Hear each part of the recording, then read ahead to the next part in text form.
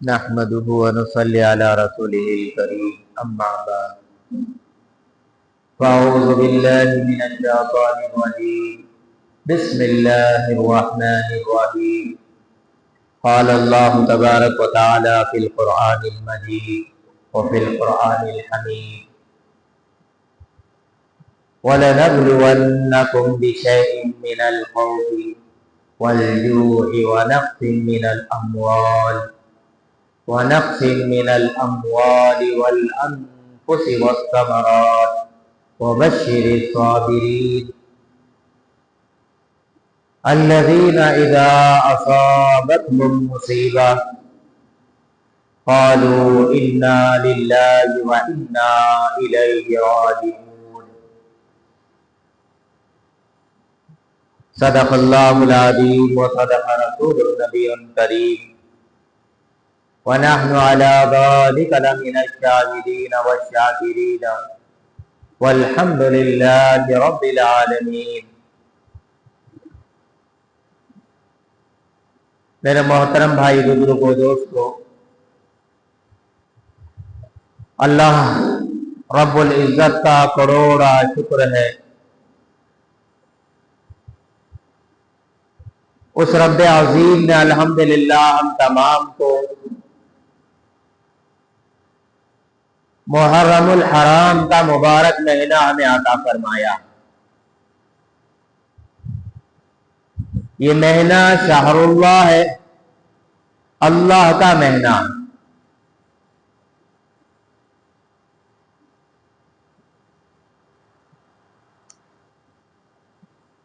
دوستو،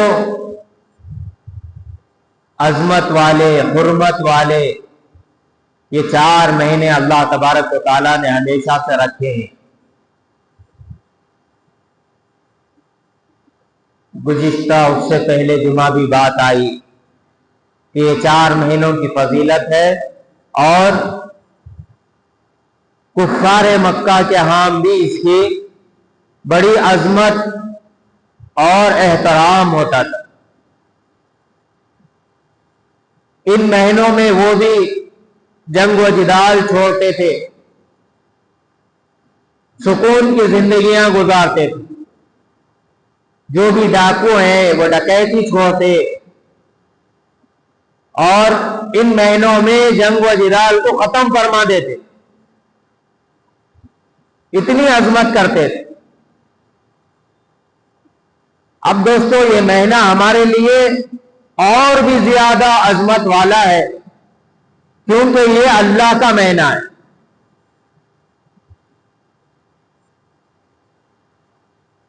اس لیے ہم ہمارے ہر کام کو اس مہینے سے شروع کریں۔ جو بھی ہمارے کام ہیں، جو بھی ہم کرنا چاہتے ہیں، دوستو اس مہینے سے شروع کریں۔ اب دوستو، الحمدللہ گزشتہ جمعہ بات آئی کہ حضرت امام حسین رضی اللہ تعالیٰ عنہ، اللہ کے نبی علیہ الصلوۃ والسلام ان سے کتنی محبت فرماتے تھے، بے پناہ محبت۔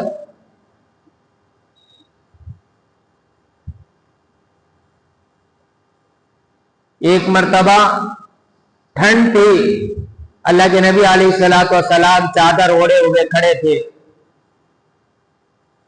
اتنے میں حضرت امام حسین رضی اللہ تعالیٰ عنہ آئے، تو اللہ کے نبی علیہ الصلوۃ والسلام نے حضرت امام حسین کو اپنی چادر کے اندر لے لیا۔ پھر حضرت حسن آئے، ان کو بھی اپنی چادر کے اندر لے لیا۔ دوستو، پھر حضرت فاطمہ رضی اللہ تعالیٰ عنہ، ان کو بھی اپنی چادر میں لے لیا۔ پھر اس کے بعد حضرت علی رضی اللہ تعالیٰ عنہ آئے، ان کو بھی اپنی چادر میں لے لیا، اور لے کر سب کو اپنی چادر میں لے لیے، اور لے کر کہنے لگے کہ یہ میرا اپنا خاندان ہے، اے اللہ اس خاندان میں برکتیں عطا فرما۔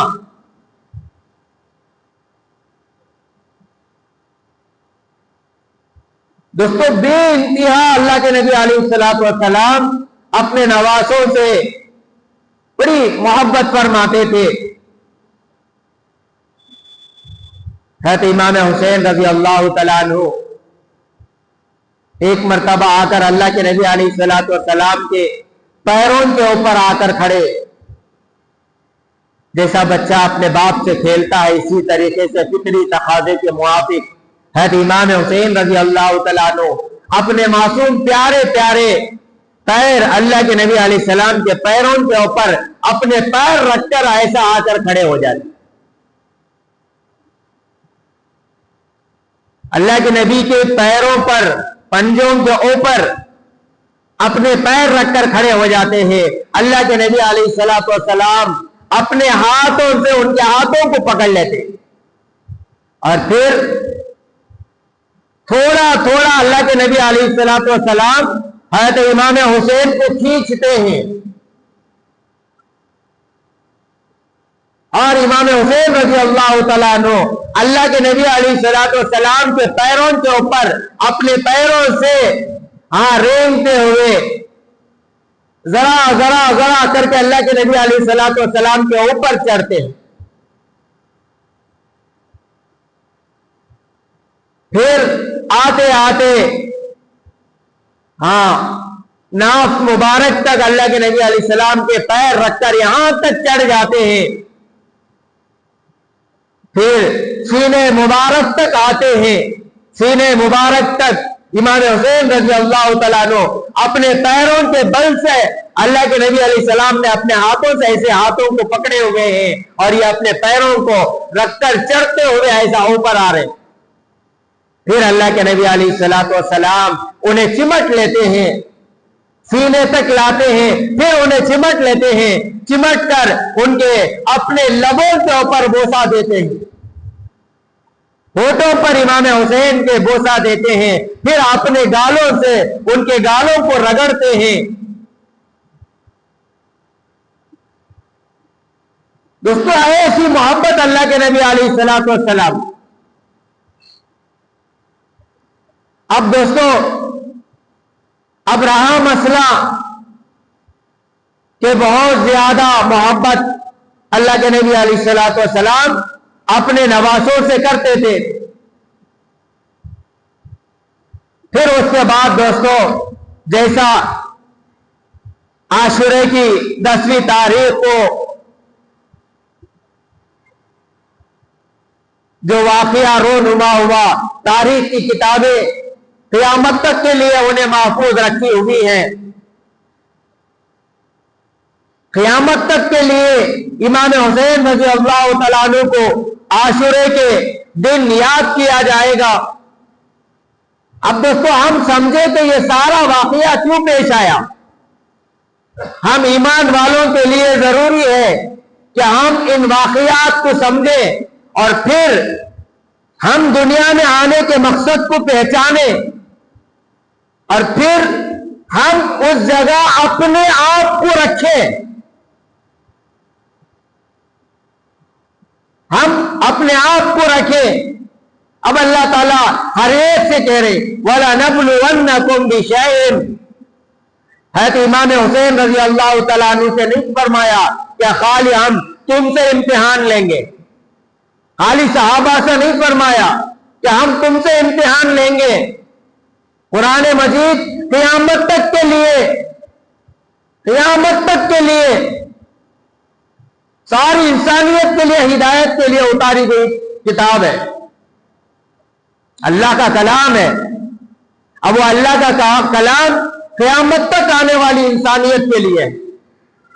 اب اللہ تعالیٰ کہہ رہے وَلَنَبْلُوَنَّكُمْ، ہر ایک کو، تم میں سے ہر ایک کو میں امتحان لوں گا۔ کچھ چیزوں کے متعلق کچھ چیزیں تمہیں درپیش ہوں گی، کچھ چیزیں تمہیں لاحق ہوں گی، ان چیزوں کے ذریعے سے میں تمہارا امتحان لوں گا۔ من الخوف، کیا ہے؟ من الخوف، من الخوف، کبھی کیا کر کے؟ خوف دے کر، دشمن کا خوف، دشمن کا خوف، الگ الگ خوف ہوتے ہیں. بھوک کا خوف ہوتا ہے، مال خرچ کرے کہیں مال ختم نہیں ہو جائے گا، اس کا بھی خوف ہوتا ہے. مالداروں کو اکثر کیا ہوتا ہے؟ مال کا خوف ہوتا ہے، مال کے ختم ہو جانے کا خوف ہوتا ہے. تو مالداروں کو اللہ تبارک و تعالی یہ خوف سے گزارتے ہیں، اب وہ بچا بچا کر رکھتے ہیں. جس مقصد کے لیے مال اللہ نے دیا ہے وہ مقصد میں وہ بچا کر ناکام ہو جاتے. مال خرچ کرنے کے لیے ہوتا ہے، جمع کر رکھنے کے لیے نہیں ہوتا. اللہ تعالیٰ الگ الگ مرحلوں سے انسانوں کا امتحان لیتے ہیں.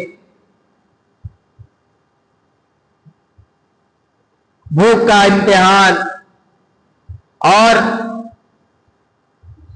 کھیتیوں میں اور اناج میں کمی کا امتحان،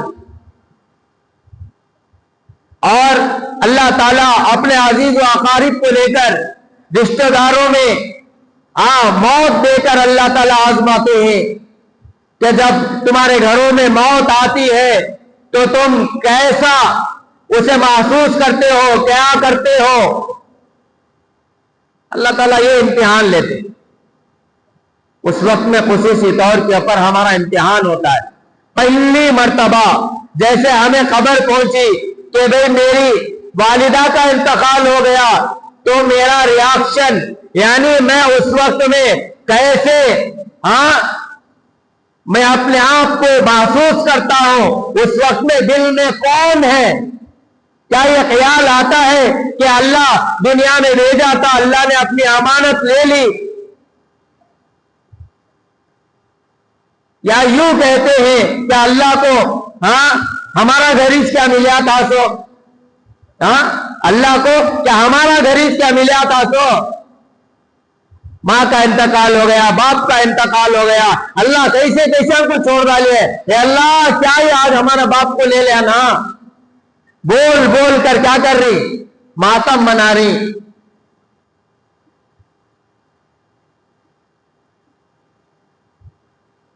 سمجھ میں آ رہا ہے؟ سینہ پیٹ رہی، کپڑے پھاڑ رہی، سینہ پیٹ رہی، کپڑے پھاڑ رہی، اور لوہا یعنی بول بول کر روتی.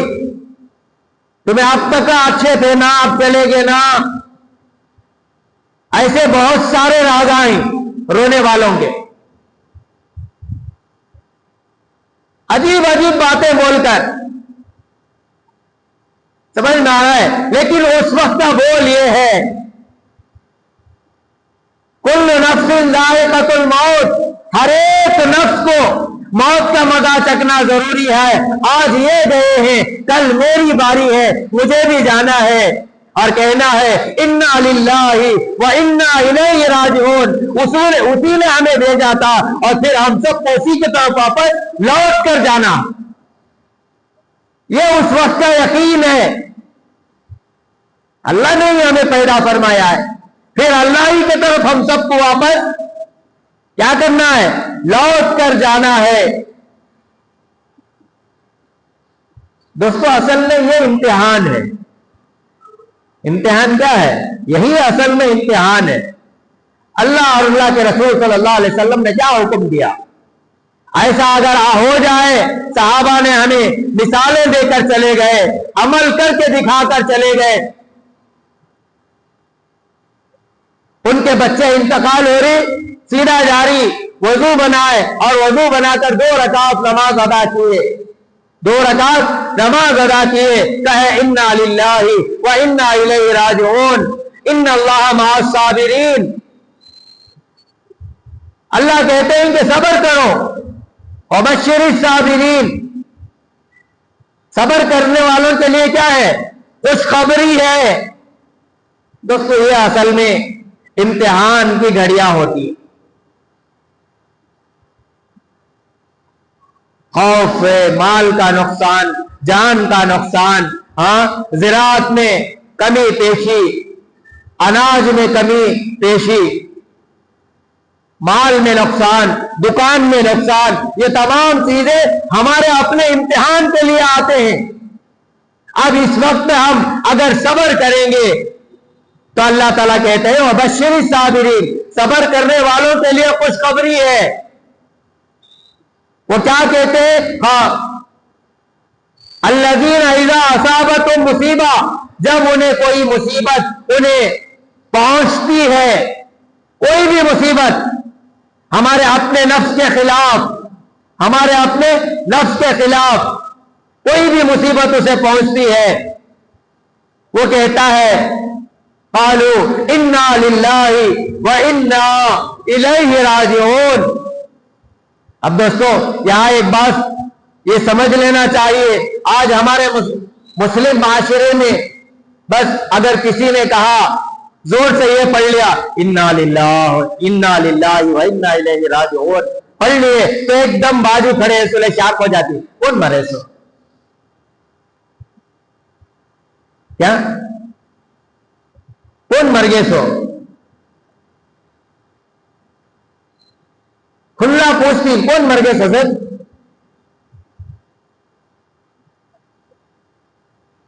اب اصل میں بات کیا ہے، جب ہمیں کوئی ہمارے نفس کے خلاف جھکنے والی چیز اگر کوئی ہمیں محسوس ہوئی تو حکم ہے کہ یہ پڑھ لو، اس لیے ہمیں پڑھ رہی۔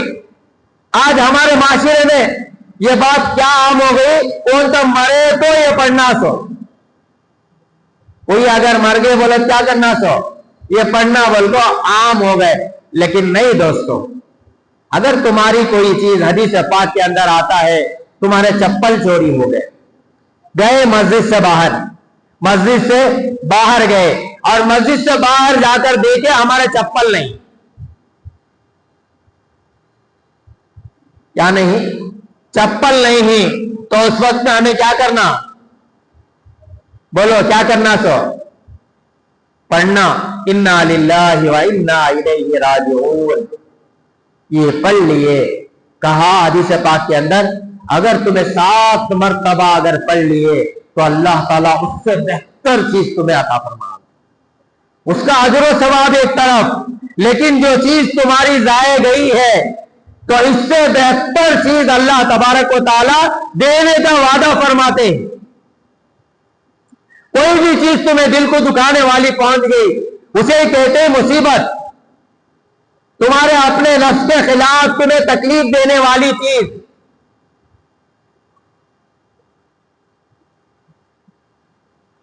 تمہارے نفس کے عادت کے خلاف کوئی چیز اگر تمہیں دیکھ لیے تو اس وقت میں بھی تمہیں کیا پڑھنا؟ انا للہ وانا الیہ راجعون، یہ پڑھنا ہے۔ چپل چوری ہو گئے، کوئی بھی چیز تمہیں تکلیف دینے والی، ایک دم جاتے تھے ٹھوکر لگے، انا للہ وانا الیہ راجعون پڑھ لے۔ تکلیف پہنچی ہے تمہیں، کیا پہنچی ہے تمہیں؟ تکلیف پہنچی ہے۔ اب یہ دعا پڑھو، اللہ اس کا اجر بھی دے گا، اللہ اس کا اجر بھی دے گا، اور جلد اللہ تبارک و تعالیٰ تمہیں شفا بھی دے گا۔ خالی یہ مرنے کے بعد سن کر پڑھنے کی دعا نہیں ہے، جو بھی چیز انسان کو تکلیف دے، نفس کے خلاف ہو، اس وقت پڑھنے کی دعا ہے۔ آج ہمارے مسلمان معاشرے میں بس یہ سنے بولے تو کون کی مرگے کو سمجھ جاتا نہیں، یہ مرنے والوں کے اوپر پڑھنے کی دعا نہیں ہے، پڑھنا ہے، کیا ہے؟ اس وقت میں بھی پڑھنا ہے، لیکن ہر تکلیف کے وقت میں یہی دعا پڑھنا۔ اب دوستو الحمدللہ اب یہ بات سمجھ میں آ گئی، اللہ تبارک و تعالیٰ ہر انسان کو دنیا میں امتحان کے لیے پیدا فرمایا ہے۔ میں اور آپ جتنے بھی انسان دنیا کے اندر آئے ہیں امتحان کے اندر گزر رہے ہیں، ایسا نہ سمجھو کہ میرا امتحان نہیں ہے، ہم سب کا امتحان ہے۔ اللہ تعالیٰ ہر ایک کا امتحان لے رہی۔ میں تجھے دنیا میں بھیجا ہوں، تو دنیا میں بھیجنے کے بعد، تو دنیا میں جانے کے بعد تو کیسے زندگی گزارتا ہے؟ کیا اپنی زندگی میں مجھے یاد رکھا نہیں یاد رکھا؟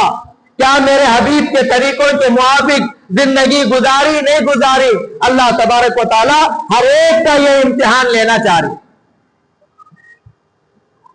ہر ایک کے اوپر امتحان آیا۔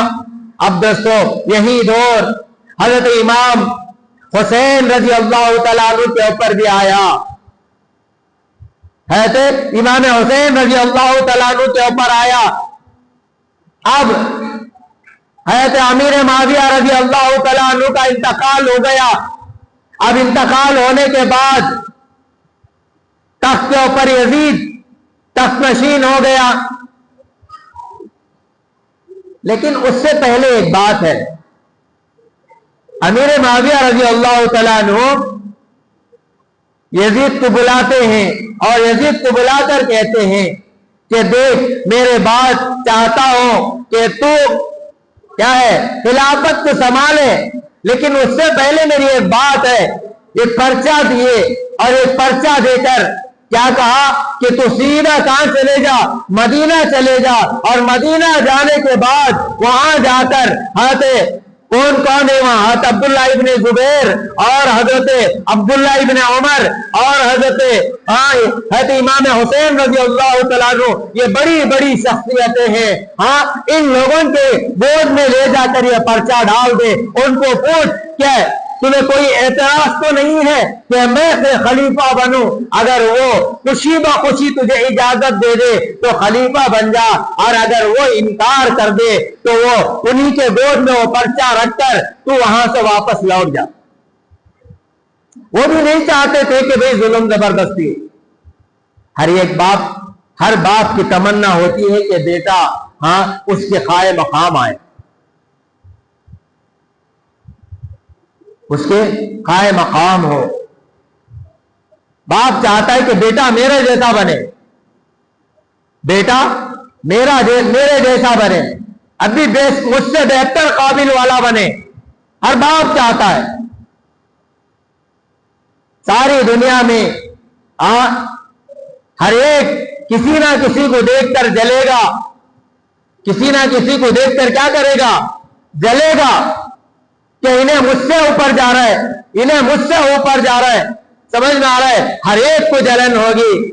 لیکن دوستو ماں باپ ایسی نعمت ہے، ایسی دولت ہے، باپ کی یعنی بیٹے کی قربانی پر، بیٹے کی ترقی پر ماں باپ کا دل خوش ہوتا ہے۔ اگر وہ اوپر بھی چلے جائے تو باپ خوش ہو کر دیکھے گا کہ میرا بیٹا اور ترقی کرے، میرا بیٹا اور ترقی کرے۔ کسی کو جلن اگر نہیں ہوتی تو وہ باپ کو نہیں ہوتی۔ اب دوستوں مسئلہ تو یہ تھا، حضرت امیر معاویہ رضی اللہ تعالیٰ عنہ، امام عالی مقام حضرت حسین رضی اللہ تعالیٰ عنہ، حضرت عبداللہ ابن عمر اور حضرت عبداللہ ابن زبیر، ان لوگوں کے سامنے مشورہ کر کے اگر وہ قبول کر لیے تو یہ خلیفہ بنے، اگر وہ قبول نہ کرے تو پھر تو چھوڑ کر واپس آ جا، تجھے خلافت کی کوئی ضرورت نہیں، پہلے ان لوگوں کے قدموں میں جا کر اپنا سر رکھ کر دے۔ لیکن دوستو جیسے ہی حضرت امیر معاویہ رضی اللہ تعالیٰ کا انتقال ہو گیا تو ہوتے کے ساتھ فوراً یزید کیا ہو گیا؟ تخت نشین ہو گیا، اپنے خلافت کا اعلان کر دیا۔ یہاں حضرت امام حسین رضی اللہ تعالیٰ عنہ جیسا یہاں خلافت کا اعلان ہوا تو حضرت امام حسین رضی اللہ تعالیٰ عنہ نے اسے تسلیم نہیں کیا۔ کیوں تسلیم نہیں کیا؟ خلافت نہیں چاہتے تھے، خلافت نہیں چاہتے تھے، بلکہ ایسا غلط آدمی کہ وہ یزید کو کیا سمجھتے تھے؟ یزید کے اندر خرابیاں تھی، یزید کے اندر کیا تھی؟ خرابیاں تھی، خلاف شرع کام کرنے والا آدمی تھا، شریعت کے خلاف کام کرنے والا۔ اب دوستو جن کی زندگی ساری کی ساری دین کے لیے گزری ہو، اللہ کے نبی علیہ السلام نے قربانیوں کے بعد یہ دین ہم تک پہنچایا، تو پھر وہ نوازے کی کیا فکر ہو؟ اب یہی فکر تھی کہ غلط آدمی کے ہاتھ میں خلافت چلے گئی، جانا نہیں چاہیے۔ شراب کا عادی،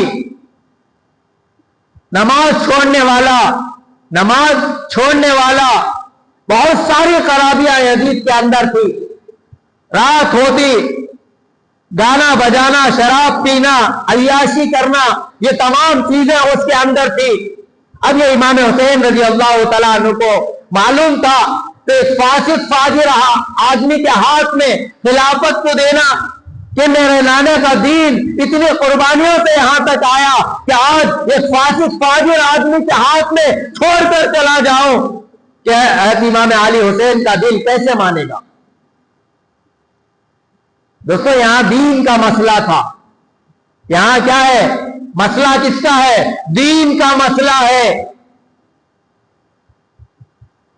میں یہی آپ لوگوں کو سمجھانا چاہ رہا ہوں. یہی بات میں آپ لوگوں کو ہمیشہ سمجھانا چاہتا ہوں. جب سامنے دین کا تقاضا ہو تو سارے دنیا کے تقاضے ختم. اب ہمارے سامنے بس آپشن ایک ہی ہونا چاہیے کہ وہ دین. سب سے پہلے فرسٹ آپشن کیا ہے؟ کہ دین سامنے ہے. دین کے لیے جو کچھ کرنا چاہے ہم کرنے کے لیے تیار ہیں. یہی اصل حقیقت ہے. آج امام علی حسین امام حسین رضی اللہ تعالیٰ عنہ نے یہی کیا. اب پھر یہ کیا کرے؟ نہیں، ایسا نہیں ہوگا، ایسا نہیں ہونا چاہیے. تو اب انہوں نے عزم مصمم ارادہ کر لیا. اب ان کے اوپر بوجھ ڈال رہی کہ تم بھی کیا کرو، خلافت کو پسند کر لو، بیعت کرو. اب یہ کرنے کے لیے تیار ہے. اب کوفے والے کیا کر رہی؟ بلا رہی. کوفے والے امام حسین رضی اللہ تعالیٰ عنہ کو بلا رہی. آؤ ہم تمہارے ہاتھ کے اوپر بیعت کریں گے، ہم تمہارا ساتھ دیں گے، ہم تمہارا ساتھ دیں گے.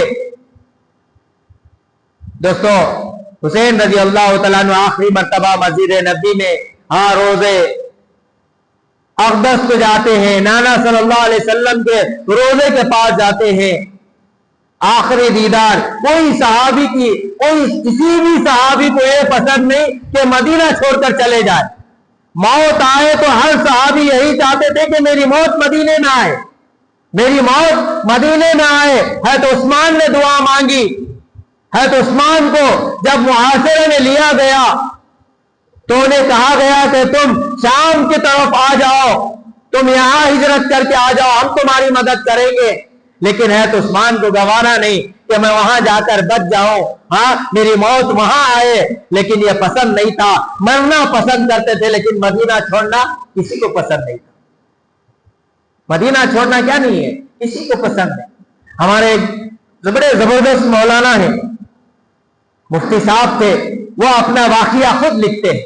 ذرا غور سے سنو کہ مکے اور مدینے سے کتنی محبت، مکہ اور مدینے سے کتنی محبت. آج ہمیں دور ہیں، ہمیں اس کی قیمت معلوم نہیں ہے. آج ہم بہت دور ہیں.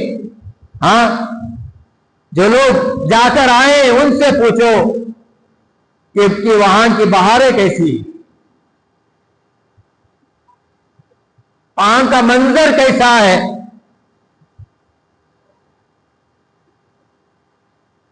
بڑی مبارک جگہ ہے، بہت مبارک جگہ. مفتی صاحب خود کہتے ہیں کہ جب گئے مکے میں حج کر کے پھر مدینہ منورہ چلے گئے. مدینہ منورہ چلے گئے. جب مدینہ منورہ گئے کھانا کھا کر جو ہے، مفتی صاحب خود اپنی کتاب میں لکھتے ہیں، کھانا کھا کر ہم نے جب ہڈیاں پھینکی تو فوراً ایک بچہ آیا اور آ کر ان ہڈیوں کو چبا کر کھانے لگا. مدینے کی بات بتا رہا ہوں. کھا کر پھینکے تو فوراً ایک بچہ آیا اور آ کر ان ہڈیوں کو، کھا کر پھینکی ہوئی ہڈیوں کو اٹھا کر کیا کرنے لگا؟ چاپ کر کھانے لگا. تو حضرت کو جو ہے رحم آیا اور حضرت نے کہا بیٹا تم کون ہو؟ تو بچہ کہنے لگا حضرت میں یتیم ہوں.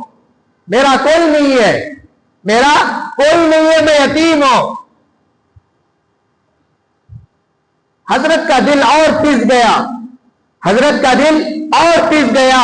تو حضرت نے کہا کہ بیٹا ایک کام کرو، بیٹا ایک کام کرو، جب ہم یہاں سے جائیں گے ہاں تو ہم آپ کو کیا کریں گے، ہمارے اپنے ملک پڑوس ملک کو لے کر جائیں گے۔ پڑوس ملک کے مولانا تھے، پڑوس ملک کے مولانا تھے، وہ کہے کہ ہم اپنے ملک کو تجھے لے کر جائیں گے، وہاں اچھے اچھے کھانے کھلائیں گے، اچھے اچھے کپڑے پہنائیں گے، اور جب تو جوان ہو جائے گا کہیں دیکھ کر انشاءاللہ ہم وہیں تیری شادی بھی کرا دیں گے۔ وہ بچہ خوشی خوشی مان کر چلا گیا، وہ بچہ خوشی خوشی مان کر چلا گیا کہ چلو ان کے ساتھ چلے جاتے ہیں۔ تو پھر رات گزری، رات گزرنے کے بعد دوسرے دن پھر جو ہے صبح میں وہ بچہ آیا اور آ کر حضرت سے پوچھنے لگا کہ حضرت مفتی صاحب حضرت کہے کہ بیٹا کیا بولو۔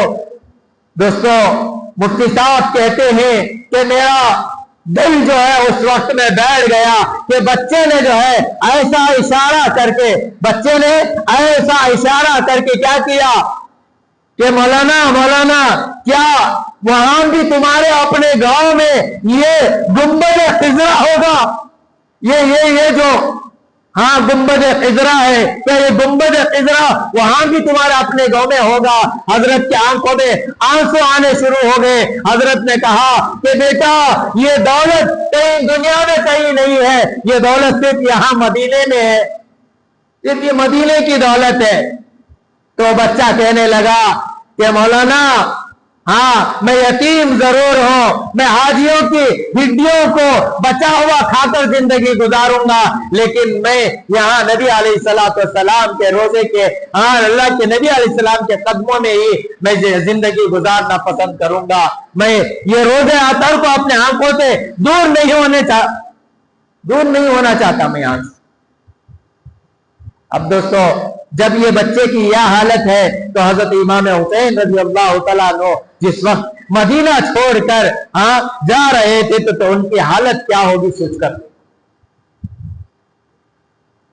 دوستو یہ بچہ جب یتیم مدینے کا یتیم ہے، یہ اس وقت کی بات ہے، اس وقت تک کہ وہاں سونا ہی نکلا تھا، وہاں سے پیٹرول ڈیزل، وہاں زمینوں میں سے وہ خزانے اس وقت تک نہیں نکلے تھے، اس کے بعد نکلے ہیں۔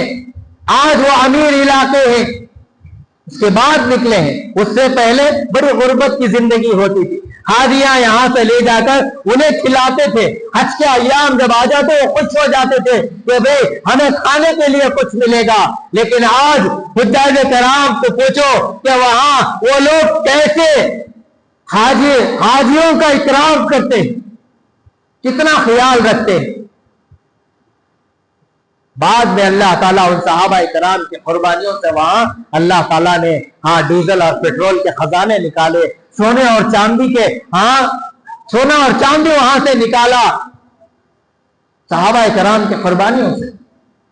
اب وہاں سے چھوڑ کر امام حسین رضی اللہ تعالیٰ عنہ مکہ آتے ہیں، مدینے سے مکہ آتے ہیں۔ اب مکہ آنے کے بعد حضرت عبداللہ ابن زبیر، حضرت عبداللہ ابن عمر، حضرت عبداللہ ابن عباس سب کے سب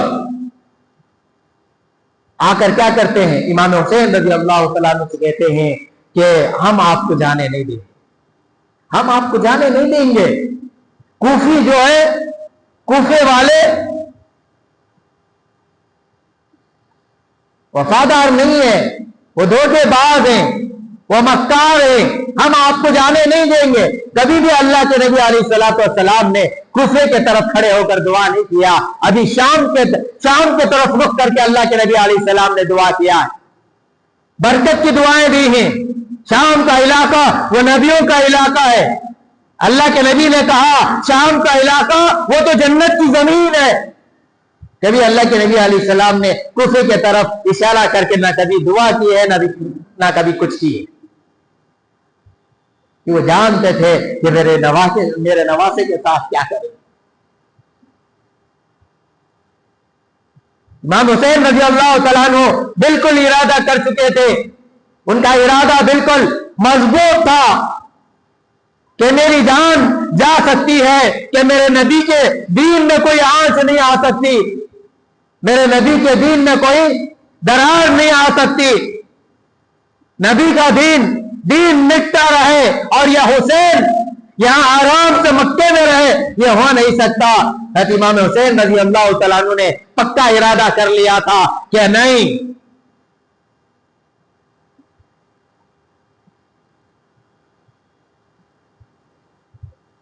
مکے کو بھی بہت لمبی بہت زیادہ تفصیلی واقعات ہیں یہ سب، مکے کو بھی حاکم آ کر کیا کیا، یہاں بھی آ کر زبردستی کیے کہ ان کے ہاتھ کے اوپر کیا کرو، بیعت کرو، رات کے وقت میں بلا کر بیعت کے لیے تلقین کرے۔ لیکن امام حسین رضی اللہ تعالیٰ عنہ جانے کے لیے تیار ہوئے، صحابہ کرام نے، بڑے جلیل القدر صحابہ، انہوں نے کیا کیا، ہاں آڑے کھڑ گئے تو حضرت حسین نے کہا کہ چلو ایک کام کرتے ہیں، مسلم بن عقیل میرے چچیرے بھائی کو کیا کریں گے، پہلے میں بھیجتا ہوں، کوفہ بھیجتا ہوں، پھر یہ پہلے جائیں گے، وہاں کے حالات دیکھیں گے، وہاں کے حالات دیکھنے کے بعد مجھے اطلاع کریں گے کہ وہاں کی کیا حالت ہے۔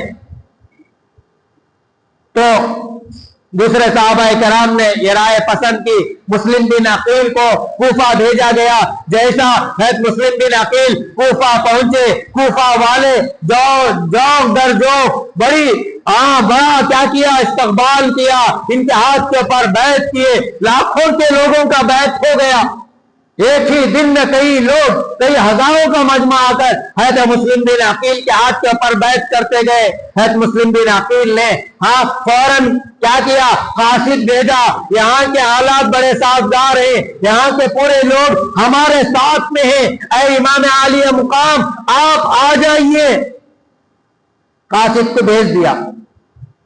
دوستو آج کی طرح کیا نہیں ہے، انٹرنیٹ کا زمانہ نہیں ہے کہ یہاں بیٹھے فون پہ بھئی وہاں کے کیا حالات ہیں، وہاں کے کیا حالات ہیں معلوم ہو جاتے۔ لیکن دوستو اس وقت کا زمانہ کیا ہے، قاصد کا ہوتا تھا، مہینے لگ جاتے تھے ایک آدمی ادھر سے آنے، ایک آدمی ادھر تک جانے کے لیے مہینے لگ جاتے تھے۔ اس کے بیچ میں کیا ہو رہا ہے اللہ عالم۔ مسلم بن عقیل نے جب پہلے دن کی کارگزاری جب دیکھی اور یہاں یہ بڑا استقبال، تو انہوں نے قاصد بھیج دیا کہ امام حسین کو جا کر کہہ دو کہ یہاں پورے حالات سازگار ہیں اور ان کو آنے کے لیے کہو، جاؤ جا کر سنا دو، بھیج دیے۔ ایک دن گزرا، دوسرے دن دوستوں دوسرے دن کیا ہوتا ہے، دوسرے دن کی کارگزاری بڑی عجیب و غریب ہوتی ہے۔ مغرب اور عشاء کے درمیان میں یزید کیا کرتا ہے، بصرہ سے یزید کسے عبید اللہ ابن زیاد کو وہاں سے نکال کر کوفہ کا حاکم بناتا ہے، کوفہ کا حاکم بنا کر عبید اللہ ابن زیاد کو یہاں کوفے میں بھیج دیتا ہے۔ عبید اللہ ابن زیاد بڑا ظالم اور جابر آدمی تھا، آدمی کانپتے تھے، اتنا بڑا ظالم تھا۔ اچانک بصرہ سے نکال کر کوفہ کا حاکم بنا کر بھیج دیا، جاؤ اب وہاں کی حالت تمہیں سنبھالو، وہاں کی حالت تمہیں سنبھالو۔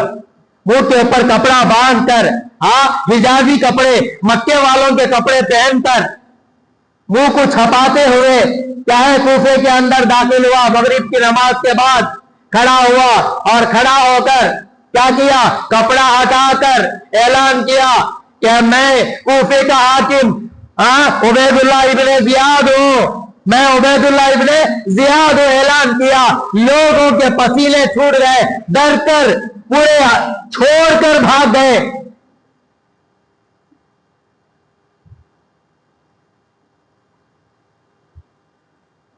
حضرت مسلم بن عقیل اور ان کے بچے کیا ہو گئے، الگ ہو گئے۔ سارے کوفے والے حضرت مسلم بن عقیل کو چھوڑ کر چلے گئے، بھاگ گئے، اپنی جان بچانے کے لیے بھاگ گئے سب کے ساتھ۔ ان میں آنی ایک تھے، وہ ان کے سپورٹ میں کھڑے تھے حضرت مسلم بن عقیل کے۔ دوسرے دن حضرت ام ہانی کو پکڑ کر لایا گیا اور لانے کے بعد کہا کہ مسلم بن عقیل کو ہمارے حوالے کر دو۔ کہا ہاں میری 1000 جانیں بھی اگر ہوتی تو وہ یہ کیا ہے گوشے رسول صلی اللہ علیہ وسلم کے لیے میری 1000 جانیں میں قربان کر دیتا. تو کس کی بات کرتا ہے؟ تو کس کی بات کرتا ہے؟ تو جلاد کی طرف اشارہ ہوا تو جلاد نے تلوار پھیرا تو حضرت ام ہانی کی گردن اڑتی ہوئی جا کر دور جا کر ان کا سر جا کر گرا.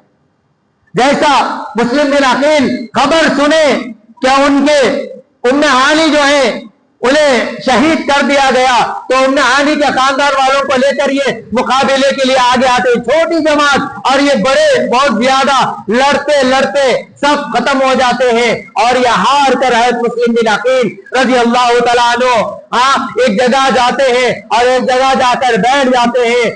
پیاس لگ رہی ہے, بھوکے پیاسے ہیں. ایک دروازہ کھلتا ہے, وہاں ایک بوڑھی عورت دیکھتی ہے, ارے یہ چاند جیسا چہرہ چمکنے والا 14ویں رات کا چاند آج میرے گھر کے آنگن میں آج طلوع ہو چکا ہے. اتنا خوبصورت چہرہ, اتنا خوبصورت چہرہ, یہ کہاں سے آ گیا؟ کھول کر دیکھتی ہے, پھر پوچھتی ہے بیٹا تم کون ہو؟ وہ کہتے ہیں کہ میں وہی مظلوم مسلم بن عقیل ہوں. سارے کوفی مجھے چھوڑ کر چلے گئے, میں اکیلا ہو گیا. مائی میرے منہ میں 2 قطرے پانی ٹپکا دے, میں پیاسا ہوں. دوستو یہ سب کچھ میں آپ کو بالکل صاف سمجھانا چاہ رہا ہوں. یہ ان کا امتحان تھا. آج میں اور آپ امتحان کی جگہ کے اوپر ہیں. آج ہمارا امتحان چل رہا ہے. اللہ دیکھنا چاہتے ہیں کہ دین کے لیے وہ تو گردنیں کٹا کر چلے گئے, لیکن تم دین کے لیے کیا کر کے آئے ہو؟ آج میرا اور تمہارا امتحان ہے. اللہ دیکھنا چاہتے ہیں. تو بوڑھی عورت کیا کرتی ہے؟ سمجھ جاتی ہے یہ کیا ہے, نبی صلی اللہ علیہ وسلم کے خاندان کا چراغ ہے. میں اتنے خوش نصیب تو نہیں تھی, اللہ نے میری گود میں یہ نعمتیں ڈال دیے. بلا کر اندر لے کر جاتی ہے, پانی پلاتی ہے, کھانا کھلاتی ہے. لیکن دوستو وہاں بھی ایک غدار, وہاں بھی یہ ماں کے کوکھ میں پیدا ہونے والا ایک پتلا, ایک سام کا زہریلا بچہ وہاں بھی موجود تھا. اس بوڑھی عورت کا بیٹا خود عبید اللہ ابن زیاد کے پاس کام کرنے والا تھا, نوکر تھا. اس نے جا کر وہاں مخبری کر دی کہ مسلم بن عقیل میرے گھر میں, مسلم بن عقیل میرے گھر میں میری ماں نے جگہ دے رکھی ہے. اب یہ گئے فوراً یہ بڑھیا کے گھر کو چاروں طرف سے گھیرے میں لے لیا. گھیرے میں لینے کے بعد بوڑھی عورت نے کہا ارے تو پیدا ہونے سے پہلے مر جاتا تو کتنا اچھا تھا, کاش میں تجھ جیسے زہریلے سانپ کو پیدا ہی نہ کرتی تو کتنا اچھا تھا. بیٹے کو کوستی ہے اور پھر ان سے کہتی ہے جو حضرت مسلم بن عقیل کو ماننے آئے تھے, اگر تم شہید کرنا چاہتے ہو, اس خاندان نبوت کے چراغ کو بجھانا چاہتے ہو, سب سے پہلے میری گردن اتارو, پھر اس تک پہنچنا. تو سب سے پہلے دوستو ایسا ہی ہوتا ہے کہ مسلم بن عقیل کے لیے وہ بوڑھیا اپنی گردن کٹا دیتی. پہلے گردن وہاں بوڑھی کی کٹتی ہے, پھر اس کے بعد مسلم بن عقیل نبوی خون ہے, کبھی پیٹھ دکھانے والے نہیں تھے, تلوار لیے تلوار سے سب کا مقابلہ کرتے رہے. مقابلہ کرتے کرتے حضرت مسلم بن عقیل کو زخم بہت زیادہ آیا, تھک گئے تو پھر پکڑے گئے, یہاں دربار میں لائے. دربار میں لانے کے بعد حضرت مسلم بن عقیل کو شہید کیا گیا. اب یہ سب ساری کارگزاری حضرت حسین کو معلوم نہیں ہے.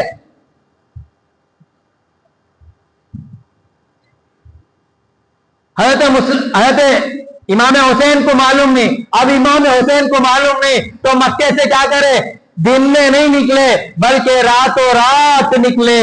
راتوں رات نکلے. معلوم تھا عبداللہ ابن عباس نہیں چھوڑیں گے, عبداللہ ابن عمر نہیں چھوڑیں گے, عبداللہ ابن زبیر نہیں چھوڑیں گے, یہ آنے نہیں دیں گے.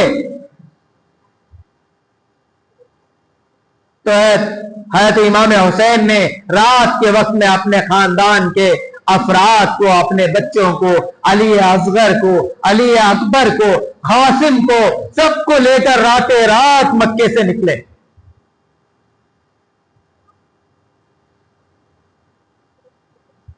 दोस्तों वक्त हो गया है, लेकिन चाहता था कि आज पूरा वाकया हो जाए, लेकिन नहीं हुआ। अब दोस्तों एक बात सुनो, 2 दिन पहले हजरत इमाम हुसैन ने, मैं आपको, जो लोग आज समझना ही नहीं चाहते दीन को आज समझना ही नहीं चाहते, कितनी मर्तबा उलमाए कराम समझाने, लेकिन हमारे मुसलमान माशरे का तबका जाता किधर है, उधर ही जाता है जहां जाहिल जा रही, जिनको कोई इल्म नहीं, जिनको दीन का कोई इल्म नहीं, उन्हीं के तरफ अक्सर मजमा क्या होता है, उधर ही जाता है। इमाम हुसैन रज़ी अल्लाह तआला अन्हु ने हज़रत ज़ैनब से, अपनी बहन से कह रहे हैं, बहन देखो, मैं अगर शहीद हो जाऊं, अगर मैं शहीद हो जाऊं तो मेरे शहीद हो जाने के बाद तुम अपने चेहरे को नहीं नोचना, अपने कपड़े नहीं फाड़ना, लोहा नहीं करना, मातम नहीं मनाना, ये सारे चीजें नहीं करना, क्योंकि मेरी जो गर्दन काटी जाएगी वो अल्लाह के लिए काटी जाएगी।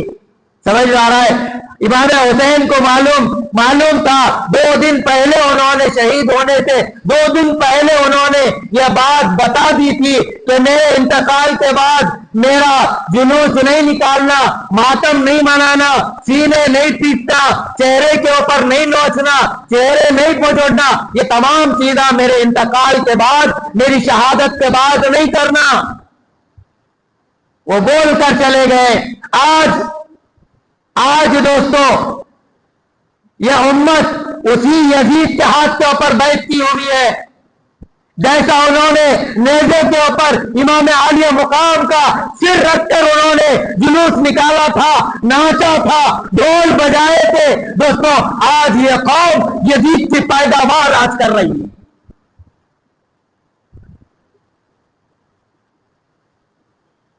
कहां वो मना करके चले गए कि कहीं देख लो ऐसा ना हो जाए। उन्हें इत्तला थी, हाँ मेरी शहादत को, मेरी ये जो शहादत अल्लाह के लिए मैंने दी है, अल्लाह को राजी करने के लिए दी है, मैं अल्लाह का बंदा साबित करने के लिए दी है। नबी का नवासा जान तो दे सकता है, दीन को मिटना गवारा नहीं करता, इसलिए कि नबी के नवासे ने अपनी गर्दन को कटा दी। लेकिन दोस्तों आज वही दीन हमारे आंखों के सामने मिट रहा है। आज हम खुद मिटाने वाले आज मुसलमान हैं। जिस चीज को मना करके गए, आज यही मुसलमान क्या कर रहे, चेहरे के ऊपर दाढ़ी नहीं, चेहरे के ऊपर दाढ़ी नहीं। समझ में आ रहा है? क्या भी नाम और निशानी नहीं, इन्हें मुसलमान का तो मालूम ही नहीं होता। उसके ऊपर सवारी करते, 6 आदमियों से पकड़ लेना तो इन्हें उल्ले को जाता। हाँ कहां का दीन है? कब समझ में नहीं आ रहा है। मैं हंसने के लिए नहीं बोल रहा हूं, कब समझ में आता, समझ में नहीं आता। बहुत सारे लोग आज हमारे मुसलमान भाइयां कहां गए थे, कहां का सफर करे, घर में परेशानी है, हालात है, बाजू क्या है, पड़ोसी बीमार है, अपना सगा भाई बीमार है, परेशानियां है, फिर भी इन्हों नेल्लूर का सफर कर को आगे। कहां का? नेल्लूर का सफर होगा इनका। क्या वास्ते? असल में ये सब अय्याशियां हैं। वहां गए दरिया करने, नहाने मौका मिलता है, ना महरम औरतें इन्हों सब आते, जरा मजाक मिलता है, जरा अय्याशा करने के लिए आप लोग जाकर रही, और नाम किसका लगा रही? दीन का लगा रही। सोचो अल्लाह को क्या जवाब देंगे। वहां नबी के नवासे को दीन मिटना पसंद नहीं था, ये फासिक आदमी के हाथ पर हाथ देना पसंद नहीं, गर्दन कटा दिए, हाथ नहीं दिए, क्योंकि ये खिलाफत का अहल नहीं था, खिलाफत का अहल नहीं था। इस वजह से उन्होंने क्या कर दिया, अपनी गर्दन कटा दी।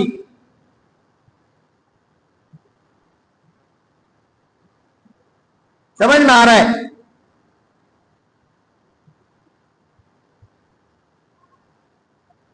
शायर कहता है, कत्ल हुसैन असल में मर्गे यजीद था, कत्ल हुसैन असल में मर्गे यजीद था, इस्लाम जिंदा होता है हर करबला के बाद। समझ में आ रहा है? तो आज हमें नेल्लोर जा रही, वहां जा रही, टोरा जा रही, हाँ, पंजे उठा रही, डांस कर रही, मूर्तियां लगा रही, अब उसके ऊपर और ज्यादा पंजों के ऊपर मूर्ति, पंजों के ऊपर मूर्ति, डांस, शराब पीना, नाच गाना, समझ में आ रहा है? ये सब दीन के नाम के ऊपर कर।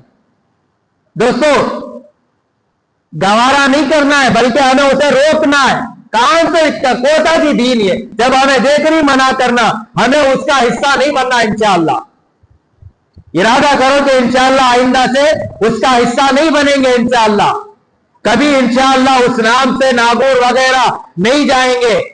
अरे दोस्तों, हदीस पाक के अंदर है, जो भी तुम्हें जरूरत पेश आ जाए, जाओ वजू करो मस्जिद के अंदर, हाँ, मस्जिद के अंदर वजू करो, 2 रकात नफिल नमाज, सलातुल हाजत पढ़ो, सलातुल तौबा पढ़ो, फिर 2 रकात पढ़ो, अल्लाह के सामने अपने हाथों को फैलाओ और अल्लाह को सुनाओ। जरूरत पूरी होने की जगह अल्लाह के घर है, जरूरतें पूरे होने की जगह अल्लाह के घर है, ना के दरबार है। वो इम्तिहान देकर कामयाब होकर चले गए। अब हम इम्तिहान मेरा और आपका हो रहा है। हम अपने ईमान को बचाएं, हम अपने अपने ईमानों को बचाएं और बचाकर हमें अल्लाह के पास लेकर जाना। दोस्तों, इसलिए सोच समझकर अपनी जिंदगी गुजारें। पहले बात को हकीकत से दिल से सोचे कि भाई ये सारी कारगुजारियां जो हुई, हाँ, ये सब किस लिए हुई? दीन के लिए। आज उनका नाम लेकर दीन को मिटा रही, लेकिन दीन को बचाने का कोई काम नहीं। इसलिए दोस्तों, सोच समझकर क्या करना, जिंदगी गुजारना। हमें भी समझना और दूसरों को भी, जिनको समझ में नहीं आता उनको भी हमें क्या करना, इंशाअल्लाह प्यार मोहब्बत से समझाने की कोशिश करना। करेंगे सब इंशाअल्लाह। बस भी अल्हम्दुलिल्लाह अल्लाह तबारक व तआला से दुआ करें कि अल्लाह तबारक व तआला मुझे और आपको जो कहा गया है, सुना गया, उस पर अमल की और दूसरों तक पहुंचाने की तौफीक अता फरमाए। और अल्लाह से दुआ फरमाए कि अल्लाह तबारक व तआला हम तमाम को 5 वक्त की नमाज खुशी व खुजू के साथ अदा करने की तौफीक अता फरमाए। बाकी दावाना अल्हम्दुलिल्लाहि रब्बिल आलमीन। जो सुन्नतें पढ़ने वाले वो जल्दी सुन्नतों से फारिग हो जाए।